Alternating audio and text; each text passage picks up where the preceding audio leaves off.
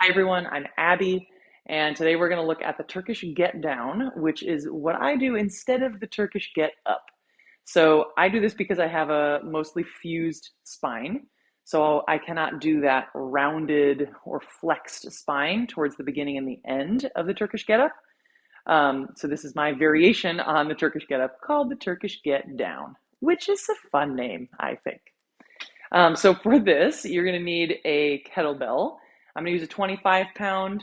If I had something slightly lighter, I might start with that, especially if I'm warming up or new to it. Maybe even like a 10 to 15 pound to start. And also, if you don't have a kettlebell, you can do the same thing without the added weight. So I'll actually show you before we add weight. I'll show you what it looks like without the kettlebell.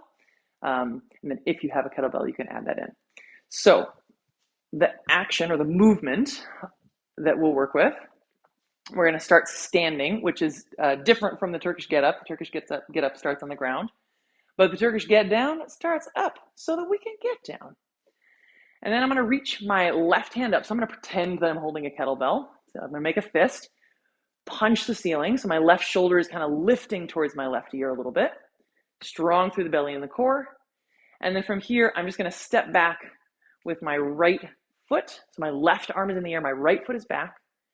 And then I'm going to turn my right foot to the left and hinge with my body, with my hips, and take my right hand to the ground. Left hand, meanwhile, still punching the ceiling. From there, I'm going to push into my right hand, lift my right knee, and reach my right foot forward. And then come down to a forearm, and that's where I stay. If I were going all the way down, I would then round my spine. But again, remember, we're not doing that. So here's the bottom. I'm going to come up, push into my right hand. My right shoulder, drop the bell, whoops. My right shoulder is away from my ear. So I'm not leaning into it. I'm pushing, I'm reaching. And then I'm going to swoop my right knee back under, hinge myself back up, turn my foot parallel to the side of the mat if I have it, and then stand all the way up. We'll do the same thing on the other side. Right arm up, shoulders lifted, left foot steps back into a lunge. I'm going to turn my foot to the side, hinge on my hip, take my left hand to the ground, and then swoop my left foot through, come down to my left forearm, and pause there for a moment, celebrate my victory, and then push into that bottom hand again, still reaching towards the ceiling with my right fist, swoop the left knee under. Then again, I'm going to reach my butt just a little towards my heel as I hinge, and then push towards the ceiling. Left foot comes back into alignment, and then I stand all the way up.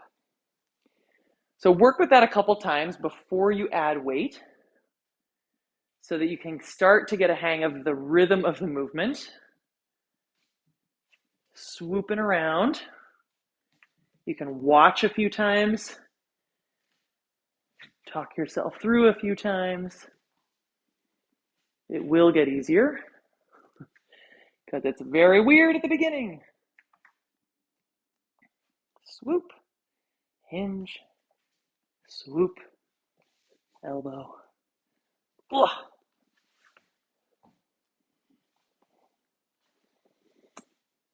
Okay. So if you want to add weight, you can take that weight that you've got.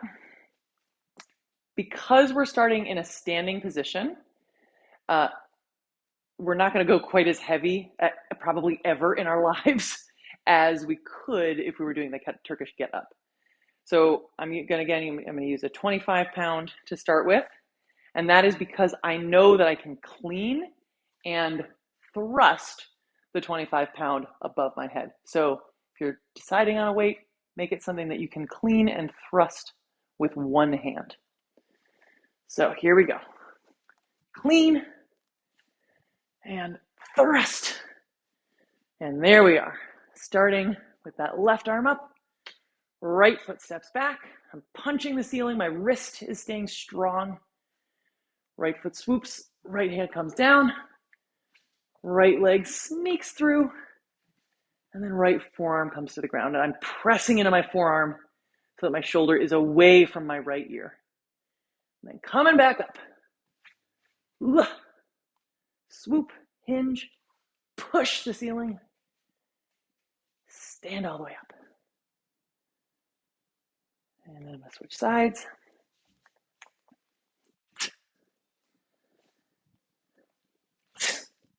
Clean and thrust. And then we start standing with feet parallel. Opposite leg steps back. Foot swings to the side as I hinge my hips, bring my left hand down. Swoop my left foot forward. Come down to my forearm. Again, spacious between ear and shoulder. Coming back up. Punch the ceiling. Come to your hand. Left foot swoops under. Hinge and then punch the ceiling. And then stand all the way up. And reverse press all the way down. So you don't need to do a lot of weight. Even 25 pounds is a lot for me sometimes. If you want to make it a little harder, or if you really want to focus on your form, I recommend going at a lower weight and going slower. So each section, maybe you hold for a count of 2 or 3 or even 5, if you're feeling like an animal, so that you're really getting each position, focusing on keeping a really good, strong, safe position each step of the way. So there you have it, the Turkish Get-Down.